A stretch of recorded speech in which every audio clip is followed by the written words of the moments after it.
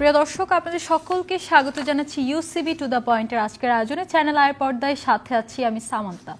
আমাদের রাজনীতি এখন যেই পথে হাঁটছে সেখানে ক্রমান্বয়ে প্রতিশ্রুতি, প্রস্তুতি, নির্বাচন নিয়ে নানান আশঙ্কা সবকিছু মিলিয়ে রাজনীতির তাপমাত্রা যেন বেড়েই যাচ্ছে এবং এত সংশয়ের মধ্যে আসলে কি নির্বাচন যে আমরা চাই সেটার দাবি বেশি জোরদার হচ্ছে নাকি আমরা রাজনৈতিক দলগুলো হিসেবে বিভক্ত হয়ে যাচ্ছে এবং জনগণ হিসেবে আস্থা হারিয়ে ফেলছে যে নির্বাচন হবে কি হবে না।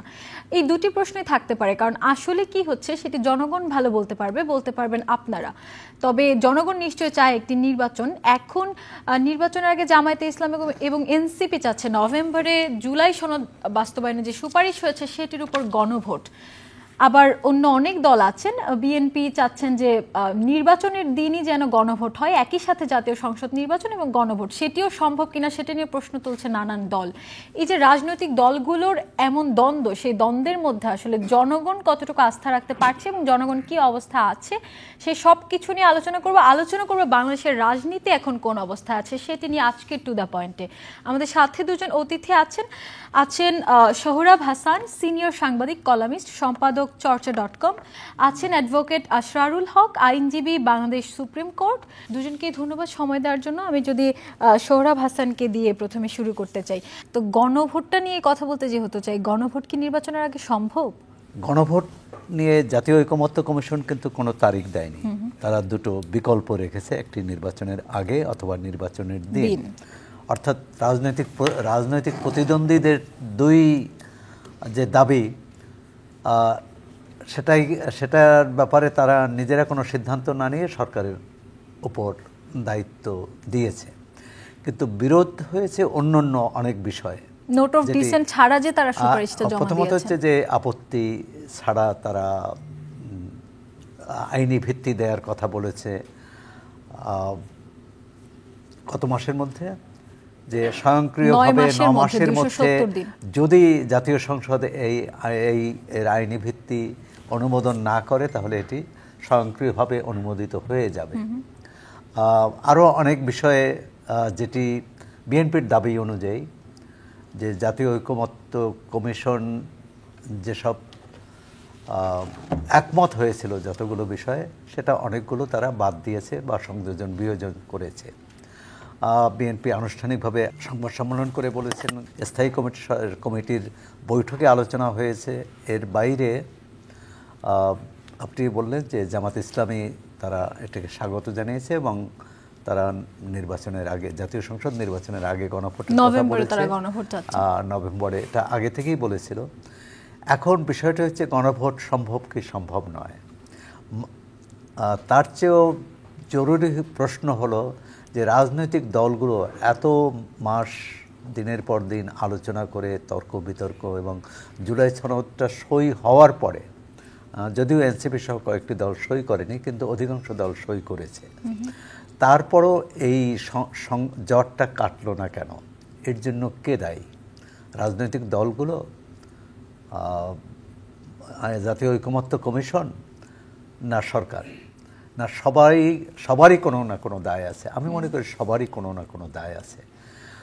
একটি নির্বাচন, মূল লক্ষ্য কি নির্বাচন, অর্থাৎ গণতান্ত্রিক ধারায় বাংলাদেশকে ফিরিয়ে নেওয়া। কিন্তু সেখানে যদি প্রতিটি দাড়ি কমা সেমিকোলন নিয়ে এরকম তর্ক বিতর্ক বা মতভেদ দেখা দেয়, তাহলে জাতীয় সংসদ নির্বাচনের পরেও তো তারা একসঙ্গে কাজ করতে পারবে এই বিশ্বাস রাখা কঠিন। গণভোট যে নির্বাচনের আগে, জাতীয় সংসদ নির্বাচনের আগে হতে পারে না তা নয়। প্রথমত হচ্ছে এখানে আর্থিক একটা বিষয় আছে, যে এটি আরেকটি বড় খরচটা কমে যাবে। কিন্তু তার চেয়েও গুরুত্বপূর্ণ কথা, গণভোটের আগে আমরা বাংলাদেশে যে 3টি গণভোট হয়েছে, 2টি গণভোট হয়েছে 2 সামরিক শাসক, তারা সংবিধান সংশোধন করে যে আইন কানুন অধ্যাদেশ জারি করেছে সেটার পক্ষে জনগণের রায় নেওয়ার জন্যে, অর্থাৎ জনগণের কাছে বৈধতা নেওয়ার জন্যে। কিন্তু এই সরকার তো এসেছে গণ অভ্যুত্থানের মধ্য দিয়ে, সেখানে এই সরকারের এই বৈধতা নেওয়ার প্রয়োজন আছে কিনা? এটা তো বৈধ সরকার বলেই আমরা জানি। এটি একটি প্রশ্ন। দ্বিতীয় হচ্ছে গণভোট কখন হবে? জাতীয় সংসদ বিএনপির যে যুক্তি, আমি সেটা অনেকটাই মনে করি যে তার সাথে একমত, যে বিএনপি বলেছে যে জাতীয় সংসদ নির্বাচনের দিন হলে অনেক বেশি ভোটার উপস্থিতি থাকবে, কারণ প্রতিদ্বন্দ্বী প্রার্থীরা সবাই চাইবে তার পক্ষের ভোটারদের উপস্থিত করতে। আর সেখানে একটা জটিলতা আছে যে একজন প্রতিটি ভোটারকে দুইটি ভোট দিতে হবে। একটি হচ্ছে গণভোটের, অর্থাৎ জুলাই সনদের পক্ষে বা বিপক্ষে তার মতামত, আর একটা হচ্ছে তার প্রার্থীর পক্ষে। এই জটিলতা বাদ দিলে এটি অনেকখানি যুক্তিযুক্ত। আর যারা বলেছেন যে আগে হতে পারে, কিন্তু বিএনপি যদি এ ব্যাপারে নিষ্ক্রিয় থাকে বা অনাগ্রহ দেখায়, তাহলে যে উদ্দেশ্যে গণভোট সেটি কার্যকর হবে কিনা। অর্থাৎ গণভোট তো এর বৈধতা দেওয়ার জন্যে, অর্থাৎ জুলাই সনদের প্রতি মানুষের আগ্রহ আছে বা সমর্থন আছে এটা প্রমাণ করার জন্য। যদি এই গণভোটে রাজনৈতিক দলগুলো নিষ্ক্রিয় থাকে বা তারা ভোটারদের আনার জন্য চেষ্টা না করে, তাহলে এবং সেখানে গণভোটের পক্ষে যদি 50%-এর নিচে ভোটারদের উপস্থিতি থাকে, তাহলে কিন্তু পুরো প্রক্রিয়াটা প্রশ্নবিদ্ধ হবে যে জনগণের সমর্থন আছে কি নেই। আইনি যে জাতীয় ঐকমত্য কমিশনের সুপারিশে এক জায়গায় আছে, গণভোটের পক্ষে সমর্থন দিলে, যদি গণভোটের পক্ষে সমর্থন আসে, তাহলে এই পুরো প্রক্রিয়াটি আইনি ভিত্তি পাবে। এবং সমর্থন আছে এটি আমাদের যে প্রচলিত যে ভোট পদ্ধতি, তাতে আপনি প্রতিদ্বন্দ্বীর চেয়ে এক ভোট বেশি পেলেই আপনি নির্বাচিত হয়ে গেলেন। কিন্তু গণভোটে এরকম কোনো বাধা ধরার নিয়ম নেই যে কত ভোট পেলে এটি সমর্থন আছে এটা বোঝা যাবে।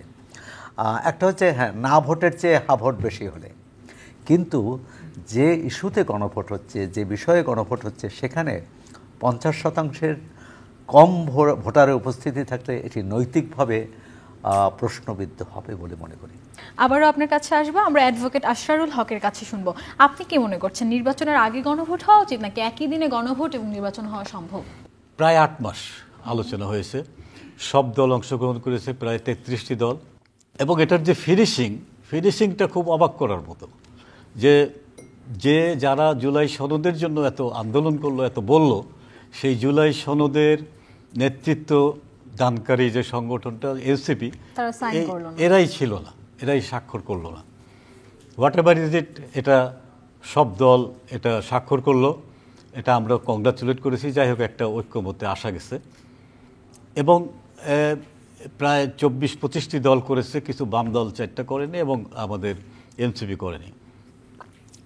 এবং দরজাটা ওপেন আছে। এক জায়গায় একটা সময় সই করার পরে আবার শুরু হলো ইউটার্ন, আরেকটা ঝামেলা, আরেকটা বিতর্ক। বিএনপি থেকে যথেষ্ট এটার বিরুদ্ধে বলা হয়েছে, বিএনপি এবং কিছু যে অ্যালায়েন্স যারা একসাথে আছে। এবং আপনি একটা জিনিস খেয়াল করবেন, বিএনপি কিন্তু বড় দল হিসাবে ঐক্যমত কমিশনে কিছু স্যাক্রিফাইস করেছে, যার জন্য এগুলো হয়েছে। যেমন একজন প্রধানমন্ত্রী সর্বোচ্চ 10 বছর থাকতে পারবেন, এটা কিন্তু বিএনপি এগ্রি করেছে। এবং আরেকটা এগ্রি করেছে গণভোট। এই গণভোটের ব্যাপারে বিএনপি এগ্রি না, প্রথমে হয়নি, শেষ পর্যন্ত সবার স্বার্থে করেছে। কিন্তু এটা করার পরে একটা সুন্দর সমঝোতা হলো। এনসিপিরও চেষ্টা চলতেছে তারাও যাতে সই করে, হয়তো করবে। কিন্তু ইতিমধ্যে এইভাবে সুপারিশগুলোর মধ্যে এমনভাবে ঐক্যমত কমিশন এটার ফিনিশিংটা দিল, মানে একেবারে লেজে গোবরে হয়ে গেল আমার মনে হয়। যেটা আমাদের শ্রদ্ধেয় সৌরভ ভাই বলতেছিলেন যে এখানে 270 দিন বা 9 মাস এর মধ্যে এটা যদি না হয় স্বয়ংক্রিয়ভাবে, মানে এই কি স্বয়ংক্রিয়, এটা কারা তারা? ঐক্যমত কমিশনের এই সুপারিশ সংসদ এটা মানবে কিভাবে? এটা কিভাবে অটোমেটিক্যালি স্বয়ংক্রিয়ভাবে ঢুকে দেবে? এগুলো অবশ্যই আপত্তিকর। বিএনপি তো এর জন্য করবেই, এবং এইটা করাতে আরও উদ্বেগ বেড়েছে। দ্বিতীয় বিষয় হচ্ছে যে গণভোট। আমি এটা বলছি না যে গণভোট নির্বাচনের দিনই হতে হবে অথবা নির্বাচনের আগে হলেও হতে পারে। এ ব্যাপারে আমার যেদিনে হয় আমার কোনো দ্বিমত নাই। প্রশ্ন হচ্ছে এই বিষয়ে একমত হতে হবে তো সবাইকে। এই একমতটা না হলে তো এটার কোনো ফিনিশিং আসবে না।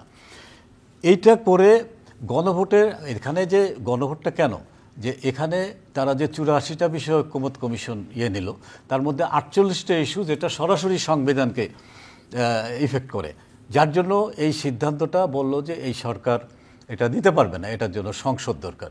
আচ্ছা ঠিক আছে, এই সংসদের জন্য তাইলে যদি একটা গণভোট হয়, এইটা হলেই তো হয়ে গেল। কিন্তু এই গণভোটটা রাজি হলো, কিন্তু এটার কবে হবে, কি মাধ্যম কি, এটা নিয়ে আবার বিতর্ক শুরু হয়েছে। এবং আমরা বিশ্বাস করি যে এই বিতর্কটা অবশ্যই থামাতে হবে, আমরা দাবি করি। কারণ হচ্ছে যে বাংলাদেশ 5ই আগস্টের পরে আমরা পেয়েছি, এই বিতর্ক তুলে যদি অন্য কোনোভাবে ষড়যন্ত্রকারীরা এখানে ঢুকে, এবং ষড়যন্ত্র রীতিমতো হচ্ছে গত 15-16 মাসে। এই ষড়যন্ত্রগুলো কারা করছে, যেমন ধরেন আমি বলি, আমরা তো নিউজ জানার উপায় কি এখন, এটাই হচ্ছে ইউটিউব বা আমাদের ফেসবুক অথবা পত্রিকা অনলাইন। আমরা দেখলাম পরশুদিনে একটা নিউজ যে একটা ট্রেনে কিছু অস্ত্রশস্ত্র সহ সেনাবাহিনী একটা গ্রুপকে ধরলো, এবং সেখানে বেশ কিছু 10টা LMG সহ অনেকগুলো অস্ত্র। এই অস্ত্রগুলো কোথা থেকে এসছে? পরে যে 2 জন ধরা পড়লো তাদেরকে পুলিশের জিজ্ঞাসাবাদে জানা গেল তারা ভারত থেকে এসছে, এবং তাদের বিরুদ্ধে মামলাও হয়েছে। তো এই যে একের পর এক ষড়যন্ত্র, আপনারা সবাই খেয়াল করেছেন যে 1 মাসে 3, 4, 5, 6টা রাস্তাঘাট ব্লক করে বিভিন্ন আন্দোলন। তো এগুলো, এইসব ষড়যন্ত্রের মোকাবিলায় এখনও পর্যন্ত বাংলাদেশের জনগণ এক আছে, ঐক্যবদ্ধ আছে, বিশেষ করে ফ্যাসিস্টের বিরুদ্ধে। এইটার কারণে আমরা এতদিন পর্যন্ত সুন্দরভাবে চলে আসছি। আজকে যদি এটার জন্য আমাদের ইলেকশন পিছিয়ে যায়, ইলেকশন না হয়, আমাদের গণভোট না হয়, তাহলে ক্ষতিগ্রস্ত হবে আমরা, ক্ষতিগ্রস্ত হবে বাংলাদেশ। এবং নির্বাচনটা হওয়া খুবই জরুরি আমাদের জন্য, জাতীয় এবং আন্তর্জাতিকভাবে এটার প্রয়োজন আছে। নাহলে আমরা সব সুযোগ থেকে বঞ্চিত হয়ে যাব। বাইরের সাহায্য, বাইরের যে আমাদের বিভিন্ন প্রকল্পগুলো চালু আছে, বাইরের যে এইড, এগুলো বন্ধ হয়ে যাবে তো নির্বাচিত সরকার না আসলে। আপনার কাছে আবারও শুনবো, সোহরাব হাসান কি মনে করছেন, বিএনপি অনেকগুলো ব্যাপারে কম্প্রোমাইজ করেছে বলেই কি এখন এরকম অবস্থার সৃষ্টি হয়েছে? তাদের আগে থেকে আরো বেশি সোচ্চার হওয়া উচিত ছিল জাতীয় ঐক্যমত্য কমিশনের সাথে? ধন্যবাদ। আমি সেটা মনে করি না, বরং যেটি আশরারুল ভাই বলেছেন যে বিএনপি অনেক ব্যাপারে ছাড় দিয়েছে এটাকে একটা সমঝোতায় পৌঁছানোর জন্য, বরং সেখানে বিএনপির অবস্থান তো ইতিবাচক। মানে এখন অন্য দলগুলো কতটা ছাড় দিয়েছে, এখন সালিশ মানে তালগাছ আমার, এটার এই অবস্থান যদি কোনো পক্ষ নেয়, সেটা বিএনপি, জামাত ইসলামী, এনসিপি বা অন্য, আর আমরা 3টি দল নিয়েই কিন্তু বেশি কথা বলছি, অন্য 27টি দলের কোনো গুরুত্ব নেই। এটা কেন হচ্ছে? আসলেই কিন্তু সবাই 3টি দল নিয়ে কথা বলছে। এটি সরকারের দৃষ্টিভঙ্গির কারণে। সরকার 3টিকে ক্ষমতার ভরকেন্দ্র মনে করেছে, বিএনপি এবং তার সহযোগী দল, জামাত ইসলামী ও তার সহযোগী দল, এবং এনসিপি যেহেতু ছাত্রদের মধ্য থেকে, তরুণ প্রজন্মের মধ্য থেকে উঠে আসা দল এবং তাদের সমর্থকদের। এটি তো বলার, এবং অনেকগুলো সমস্যা তৈরিও করেছে এই দৃষ্টিভঙ্গির কারণে। অন্য দলগুলো মনে করেছে তাদের অবহেলা করা হচ্ছে, অন্য দলগুলো মনে করছে যে এই 3 দল এক হলেই হয়, কিন্তু 3 দলের মধ্যেই সবচেয়ে বড় বেশি সমস্যা। আমরা দেখলাম যে 3 দলের খুব কম বিষয়েই তারা একমত হতে পারছে। এখন বিএনপি অনেকগুলো ছাড় দিয়েছে, আবার অনেকগুলো ব্যাপার তাদের আপত্তির কথাও বলেছে। একইভাবে জামাত ইসলামীও যে ছাড় দেয়নি তা নয়, যেমন তারা তো শুরু থেকে বলেছে যে আনুপাতিক হারে ভোট হবে, অর্থাৎ নিম্নকক্ষেও আনুপাতিক হারে ভোট হবে, সেটি কিন্তু যদি ত্রয়োদশ জাতীয় সংসদ নির্বাচনের দিনই গণভোট হয়, তাহলে সেখানে জামায়াতের সমস্যাটা কোথায়? আমি তো সমস্যা দেখি না। প্রথমত হচ্ছে বরং সেখানে ভোটার যে উদ্দেশ্যে গণভোট করা হচ্ছে সেই উদ্দেশ্য হয়তো পূরণ হবে। এবং তার আগে জামাতের একজন নেতা অবশ্য বলেছেন যে না, তার আগে হলেও তারা অনেক বেশি ভোটার উপস্থিত হবে এবং তার 80% ভোটার উপস্থিত করতে পারবেন। খুব ভালো, কিন্তু বাস্তবতা তা নয়। কারণ আমাদের যে 3টি গণভোট হয়েছে, তার প্রথম 2টি হয়েছে সামরিক সরকারের অধীনে, এবং দুটোতেই ভোটার যে উপস্থিতি ছিল প্রকৃতপক্ষে তার চেয়ে অনেক বেশি ভোটার দেখানো হয়েছে। সংবিধান স্থগিত করে তারা ক্ষমতা নিয়েছেন সেটিকে বৈধতা দেওয়ার জন্য। তৃতীয় যে গণভোটটি হয়েছে সেটা আনুষ্ঠানিকতা, এবং সেখানে বোধহয় 67% ভোট পড়েছে। সেটা ছিল জাতীয় সংসদ নির্বাচনের পর এবং সর্বসম্মতভাবে যে আইন পাশ হয়েছে যে আমাদের রাষ্ট্রপতি শাসিত ব্যবস্থা থেকে আমরা সংসদীয় ব্যবস্থায় যাব। সবাই একমত হওয়ার পর এটি সংবিধান অনুযায়ী যে গণভোট একটা আনুষ্ঠানিকতা সেটি হয়েছে। সেই গণভোট নিয়ে কোনো প্রশ্ন আসেনি। কিন্তু আমার যেটা প্রশ্ন যে জুলাই অভ্যুত্থানের মধ্য দিয়ে যে সরকারটি আসলো এবং যে এই সরকার যেসব পদক্ষেপ নিয়েছে সেটি সাংবিধানিক আদেশ বলে অনুমোদন নেওয়া যেত, আগামী সংসদের প্রতি আস্থা রাখা যেত। এখন আমরা যাই করি জনগণ তো সার্বভৌম। এই রাষ্ট্রের মালিক কিন্তু কোনো রাজনৈতিক দল নয়। এই রাষ্ট্রের মালিক কিন্তু আইনশৃঙ্খলা রক্ষাকারী বাহিনী বা পুলিশ বা জনপ্রশাসন তারা নয়, বা পেশাজীবীরা, সাংবাদিকরা। এই রাষ্ট্রের মালিক হচ্ছে জনগণ।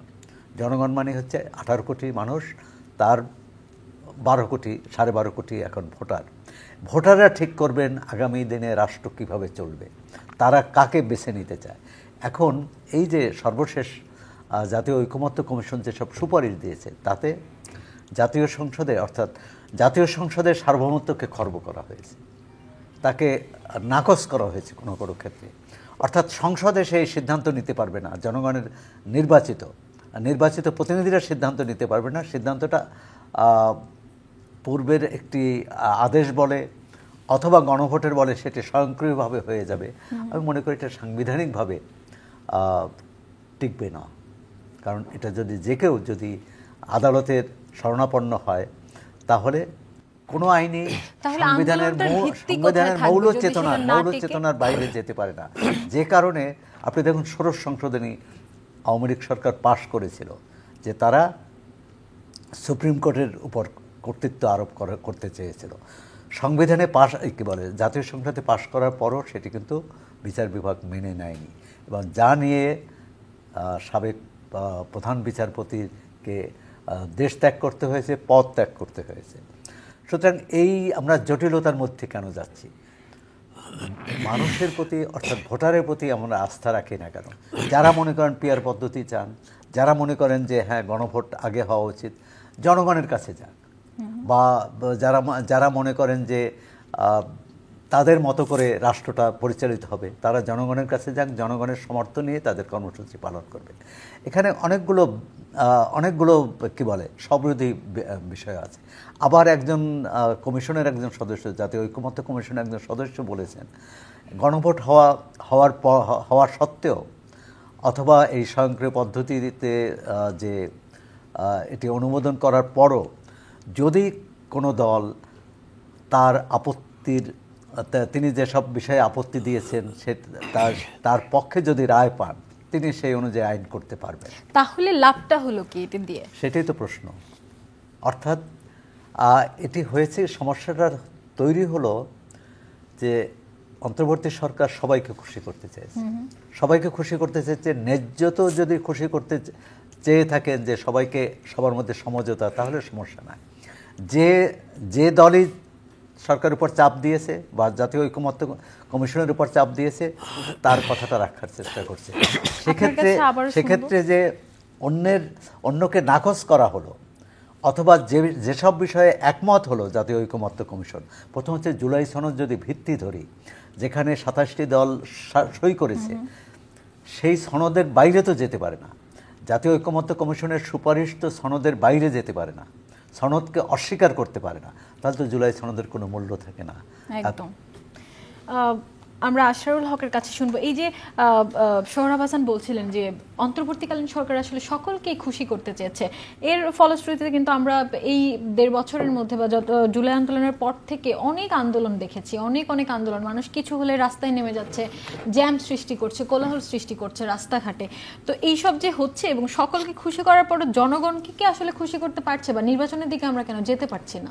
যে আন্দোলনকারীরা বিগত 14-15 মাসে এক দিনে 3, 4, 5টা এরকম আন্দোলন করেছে, আমি নিজেকেই প্রশ্ন করেছি যে এরা এইসব আন্দোলনে ইন্টারফেয়ার করছে কেন? এই অন্তর্বর্তীকালীন সরকারের এগুলো তো ইন্টারফেয়ার করাই ঠিক হয়নি। তারা একটা বক্তব্য দিয়ে দিতে পারতো যে আমরা আসছি ফর দ্য টাইম বিং, এদেশের ইয়েটা প্রশাসনিক ইয়ে করে আমরা ইলেকশনের দিকে যাব, নির্বাচিত সরকার আসলে আপনাদের দাবি দেওয়া পূরণ করবে, বাস জিনিসটা সমাধান হয়ে যায়। আপনি যখনই ইন্টারফেয়ার করতেছেন, আমাকে করলে আরও 5টা দল আসতেছে, আরও এইভাবে আসলে পলিসিগত ইয়েতে কিছুটা ভুল ছিল তাদের, এই কারণে সমস্যাগুলো তারা দিনের পর দিন বৃদ্ধি করেছে।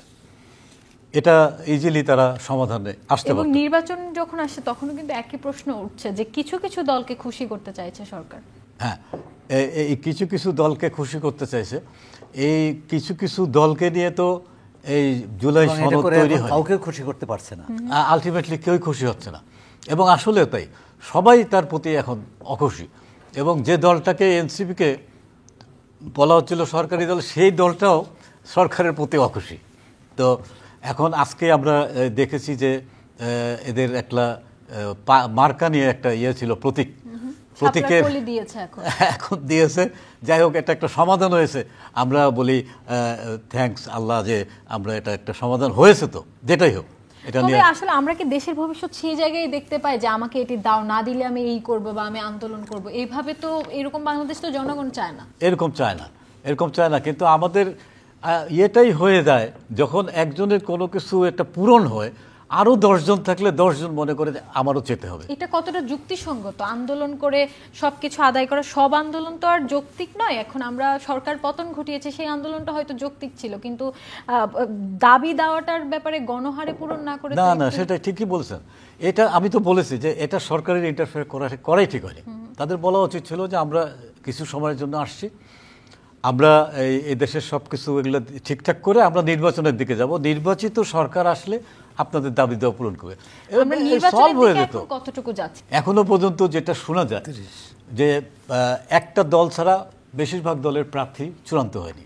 দ্বিতীয় বিষয় হচ্ছে যে বিএনপির মহাসচিব, সম্মানিত মহাসচিব মির্জা ফখরুল সহ আরও 3-4 জন নেতৃবৃন্দ আমাদের প্রধান উপদেষ্টার সাথে দেখা করে বললেন যে এই দেশের এখনো পর্যন্ত বিভিন্ন মন্ত্রণালয়ের, বিভিন্ন প্রশাসনে ডিসি, এসপি যেভাবে ফ্যাসিস্ট এবং বিচার বিভাগ সহ ফ্যাসিস্ট সরকারের আমলে যারা নিয়োগ হয়েছিল, তারা এখনও এখানে কাজ করছে।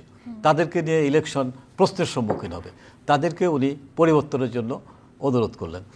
এবং নির্বাচনের 3 মাস আগে যদি আমরা সেই পরিবর্তনের কথা ভাবি, এটা কতটুকু ফলপ্রসূ? এই জন্যই তো আমি বলছি যে আমি নিজেও একটু সন্দেহান।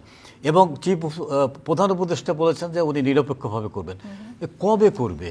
এখনো দেখেন গণভোট নিয়ে একটা বিতর্ক, সনদ নিয়ে বিতর্ক, নভেম্বর, ডিসেম্বর, জানুয়ারি, 3 মাস। তো এই মধ্যে এগুলো আমরা সবাই অপেক্ষা করছি, নেক্সট কি হয়। এবং আমরা আশা করি যে ঠিক আছে, এইগুলো যত দ্রুত সম্ভব, এখনও আশা রাখতে চাই সম্ভব। মানুষ পারলেই, ইচ্ছা করলেই, যদি আন্তরিকতা থাকে, পরিষ্কার থাকে, পারবে। কিন্তু যদি ভিতরে পরিষ্কার না থাকে কোনো পক্ষই, তাহলে এটা সমাধান আসতে পারে না। সোহরাব হাসান কি মনে করছেন? আমরা তো সবাই আশা করছি নির্বাচনের, কিন্তু সেটা কতটা সম্ভব? নির্বাচনের বিকল্প নেই বলেই নির্বাচন হবে, কারণ এই সরকার দেশ ঠিকঠাক মতো চালাতে পারছে না। যদি চালাতে পারতো হয়তো নির্বাচন দিত। প্রথম ভুলটি হয়েছে, গণ অভ্যুত্থানের পর সরকার যখন দায়িত্ব নিল, তার একটা সময়সীমা বেঁধে দেওয়া উচিত ছিল। সেটি 18 মাস হতে পারত, 12 মাস হতে পারত, এই সময়ের মধ্যে আপনি নির্বাচন করবেন। তাহলে কিন্তু সরকারের ভিতর থেকে একটা তাগিদ থাকতো, রাজনৈতিক দলগুলো ভাবতো যে সরকার যাই করুক, নির্বাচন তো এই তারিখের মধ্যে দিতে হবে। আপনারা দেখেছেন যে এর আগে নির্বাচন কবে হবে, জুন না ডিসেম্বর না জুন, এটা নিয়ে মানে দীর্ঘদিন তর্ক চলছে। তারপরে প্রধান উপদেষ্টা বিএনপির ভারপ্রাপ্ত চেয়ারম্যানের সাথে লন্ডন বৈঠকের পর একটা সমঝোতা আসলো যে না, ফেব্রুয়ারির প্রথমার্ধে নির্বাচন হবে। এখনও পর্যন্ত নির্বাচন তারিখ ঘোষণা করেনি। নির্বাচন কমিশন ছাড়া নির্বাচন তারিখ দিতে পারবে না, এটা ঠিক না। নেপালেও কিন্তু গণ অভ্যুত্থান হয়েছে, সেখানেও সরকারের পতন হয়েছে, আগের সরকারের। নতুন প্রধানমন্ত্রী এসে কিন্তু তিনি নির্বাচনের তারিখ ঘোষণা করেছেন, এবং সেটি 6 মাসের মধ্যে। তা নেপাল যদি 6 মাসের মধ্যে করতে পারে, আমরা কেন 12 মাসেও পারবো না, এই প্রশ্নটি আছে। দ্বিতীয় হচ্ছে সরকার সংস্কার বা অনেকগুলো দায়িত্ব নিয়েছে। আর যে বিষয়টা আপনি তুলছিলেন যে এতগুলো পেশাজীবী গোষ্ঠী, এত বিভিন্ন বিভিন্ন দল মতের মানুষ এবং পেশাজীবীদের পক্ষ থেকে যে আন্দোলন করেছে, দাবি দেওয়া উঠে সরকারের করেছে, আন্দোলন চলমান, এর যৌক্তিকতা অস্বীকার করা যাবে না। আন্দোলন চলমান কেন? এখন ধরেন একটা এই যে মিরপুরে আগুন লেগে 16 জন মানুষ মারা গেল, মেট্রো রেলে। এখন মিরপুরে এরপর ওই ভুক্তভোগী পরিবার যদি রাস্তায় নামে, সেটা কিন্তু অযৌক্তিক বলা যাবে না। সেই ভুক্তভোগীর পরিবার কতটুকু রাস্তায় নামছে এবং অযৌক্তিক দাবি নিয়ে কতটুকু রাস্তায় নামছে অযৌক্তিক দাবি বলা যাবে না, কারণ এই কারণে যে অন্তর্বর্তী সরকার আসার পর যে বিষয়টির উপর সবচেয়ে বেশি নজর দেওয়া উচিত ছিল, বেকারত্ব দূর করা, দারিদ্র্য দূর করা এবং মানুষের কাজের সংস্থান করা, বিনিয়োগ বাড়ানো, কিন্তু এর কোনোটাই হয়নি। সুতরাং এই যে মানুষের যে অর্থনৈতিক সংকট, অর্থনৈতিক সংকট দূর না হলে রাজনৈতিক সংকট দূর করা হবে না, সম্ভব না। সুতরাং সেক্ষেত্রে আমি বলবো যে সরকারের একটা ভুল ছিল। এখন নির্বাচনটা অনিবার্য, সরকার প্রতিশ্রুতি দিয়েছে এবং একই সঙ্গে আশঙ্কাও তো আছে যে প্রধান উপদেষ্টা বলছে বড় ধরনের আক্রমণ হতে পারে। এখন সেই আক্রমণটা কারা করবে, কারা, সরকারেরই দায়িত্ব সেই সম্ভাব্য আক্রমণকারীকে খুঁজে বের করে তার বিরুদ্ধে ব্যবস্থা নেওয়া। এটা তো অন্য সাধারণ মানুষ নিতে পারবে না, রাজনৈতিক দলগুলোও নিতে পারবে না। হ্যাঁ, কিন্তু এই যে যারা নির্বাচন বানচাল করতে চায় তারা তখনই সফল হবে যখন রাজনৈতিক দলগুলোর মধ্যে অনৈক্য, বিভেদ, শুধু অনৈক্য না, বিভেদ এবং সংঘাত বাড়বে। আর সরকারের সঙ্গে যখন রাজনৈতিক দলগুলোর বিরোধ বাড়বে তখনই তারা সুযোগটা নিবে। তা সেই সুযোগটা কেন সরকার দেবে, কেন রাজনৈতিক দলগুলো দেবে? একটাই হচ্ছে, আর আশরাফুল ভাই বলছিলেন যে সব জায়গায় স্বৈরাচারের দোসররা আছে, সুতরাং তাদেরকে সরানোর কথা বলছে। এখন কিন্তু শুধু স্বৈরাচারের দোসরের কথা বলা হচ্ছে না, এখন কিন্তু বিএনপি যখন বলে জামাত এখানে সব জায়গায় বসে আছে, জামাত বলে যে বিএনপি বসে আছে, এনসিপি বলে। এবং আপনি প্রতিহিংসার রাজনীতিটার কথা একবার ভাবুন, এখনো তারা কেউ ক্ষমতায় যায়নি। এখনই যদি একজন অন্যজনের সাথে এভাবে অনৈক্য দেখা দেয়, তাহলে যখন একটি দল ক্ষমতায় যাবে তখন বিরোধী দলের অবস্থাগুলো কি হবে? এত তর্ক বিতর্ক, সংশয়, সন্দেহের এর পিছনে এই কারণটা কিন্তু আছে। যারা মনে করে আগামী নির্বাচনে তারা ক্ষমতায় যেতে পারবে না, তাদের ভয় যারা ক্ষমতায় যাবেন তাদের সঙ্গে গণতান্ত্রিক আচরণ করবেন না, তারা তাদের গণতান্ত্রিক যে অধিকার সেটি স্বীকার করবেন না বা সেটি দেবেন না, এই ভয়টা আছে। এবং সেক্ষেত্রে আমি মনে করি যে বড় রাজনৈতিক দলের একটু উদার হওয়া উচিত, একটু তাদেরকে আশ্বস্ত করা উচিত, সরকারকেও আশ্বস্ত করা উচিত যে অবস্থা থেকে আমরা চলে এসেছি, যে অবস্থার অবসান ঘটিয়েছি 5 আগস্টে, সেটা যাতে আবার না হয়। এই এত সংস্কারের উদ্যোগ, এত জুলাই সনদ ইত্যাদি, তার সমস্ত কিছুর পিছনে কিন্তু এই একটা উদ্দেশ্যই কাজ করেছে। কিন্তু এখানে রাজনৈতিক দলগুলোকে সহপথের অনুসরণ করতে হবে, অর্থাৎ একটা নির্বাচন যাতে করা যায়। আমরা যদি নির্বাচনটাই না করতে পারি তাহলে তো সবই অর্থহীন হয়ে যাবে, নিষ্ফল হয়ে যাবে। তা আমরা আশা করি রাজনৈতিক দলগুলোর যেমন শুভবুদ্ধির উদয় হওয়া উচিত, সরকারেরও যেখানে ভুল ত্রুটি আছে, যেখানে দুর্বলতা আছে, সেটি কাটিয়ে অবিলম্বে এমন একটি পরিবেশ করা উচিত যাতে মানুষ নির্ভয়ে ভোট দিতে যেতে পারে এবং নিরাপদ থাকে। অনেক ধন্যবাদ আপনাকে, যথার্থ বলেছেন। আশরারুল হককে দিয়ে শেষ করবো, এজন্য শেষ পর্যায়ে চলে এসেছি। এই যে যেমন একটি নতুন বাংলাদেশের স্বপ্ন আমরা দেখছিলাম, কল্পনা করছিলাম যে সুন্দর একটা বাংলাদেশ হবে, সেখানে সব রাজনৈতিক দলগুলোর মধ্যে ঐক্য থাকবে, বন্ধুত্ব থাকবে, ভ্রাতৃত্ব থাকবে এবং জনগণেরা খুব সুখে শান্তিতে থাকবে। কিন্তু এখন এসে নির্বাচনের মধ্যে এত দ্বন্দ্ব, যে প্রশ্নটা আমি সোহরাব হাসানকে করছিলাম যে যখন একটি দল ক্ষমতায় চলে আসবে তখন যে অন্যরা নিরাপত্তায় থাকবে তার নিশ্চয়তা কি এই দলগুলো দিচ্ছে যারা নির্বাচন করতে চায়?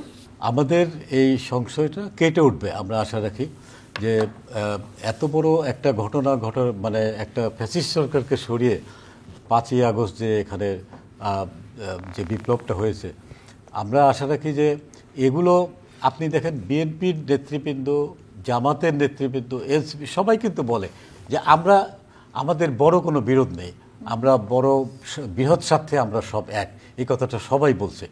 তো আমাদের বিশ্বাস, এবং আমরা এইভাবেই বিশ্বাস করতেও চাই, আশাও রাখি যে এই বড় স্বার্থে যেন এক হয়ে যায়, কোনোভাবে যেন এই সমস্যাটা আবার জিয়ে না আসে, আমাদের এখানে ফেরত না আসে। এবং নির্বাচনের পর যে দলই ক্ষমতায় আসুক, আপনি একটা জিনিস খেয়াল করবেন যে আগের মতো সেই পরিস্থিতি পরিবেশ এই নির্বাচনের পরে থাকবে না, আমি আশা রাখি আগের মতো। আগে যেমন সরকার ফ্যাসিস্ট হয়ে গিয়েছিল, এখন নায়কতন্ত্র, কারণ জুলাই সনদটা গৃহীত হলে এখানে ইচ্ছা থাকলেও তাকে ফ্যাসিস্ট হতে দেবে না। এবং জনসাধারণ, আমাদের দেশের বাংলাদেশের মানুষ এখন অনেক চোখ কান্না। আগামী যে সরকার ক্ষমতা আসবে সে জুলাই সনদকে যে আইন পাল্টে ফেলার কথা আমরা বলছিলাম, এরকম কাহিনী কিন্তু আমরা অনেক দেখেছি। ওই সরকার যে জুলাই সনদকে খুব সুন্দর মতো বাস্তবায়ন করবে সেটার নিশ্চয়তা কি? সেটার নিশ্চয়তা যদি গণভোটটা হয়, গণভোটটা আপনার জুলাই সনদের 84টা ইস্যুর মধ্যে এখানে 48টা ইস্যু আছে যেটা সংবিধানের সাথে রিলেটেড, বাকিগুলো বলছে যে নির্বাহী আদেশের মধ্যে এটা করবে। তো এইটা যদি গণভোটকে কেন্দ্র করে হয় তাহলে এটার নিশ্চয়তা আছে। জনগণের ভোট হলে কিন্তু সংবিধানের চাইতেও বড়, একদম জনগণের একটা ম্যান্ডেট, জনগণের একটা ম্যান্ডেট। তো এইটা হওয়া খুব জরুরি এবং শেষ পর্যন্ত সব দল এটা এগ্রি করেছে।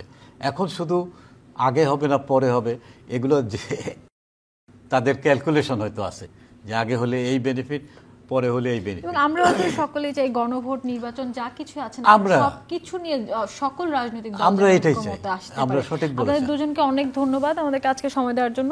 প্রিয় দর্শক, যারা ইউসিবি টু দ্য পয়েন্টের আয়োজনে এতক্ষণ আমাদের সাথে ছিলেন আপনাদেরকেও ধন্যবাদ জানাচ্ছি। এবং রাজনীতির মাঠে আসলে প্রতীক, জবাবদিহিতা, নির্বাচন, গণভোট সবকিছু নিয়ে যে জটিলতা চলছে সেই জটিলতা থেকে উত্তরণের পথ আমরা খুঁজছি এবং সেই পথ আমরা পাবো সেই প্রত্যাশা ইউসিবি টু দ্য পয়েন্টের আয়োজন থেকে আজকের মতো বিদায় নিচ্ছি। আবারও দেখা হবে নতুন কিছু নিয়ে, নতুন কথা নিয়ে, রাজনীতির নতুন মোড় নিয়ে।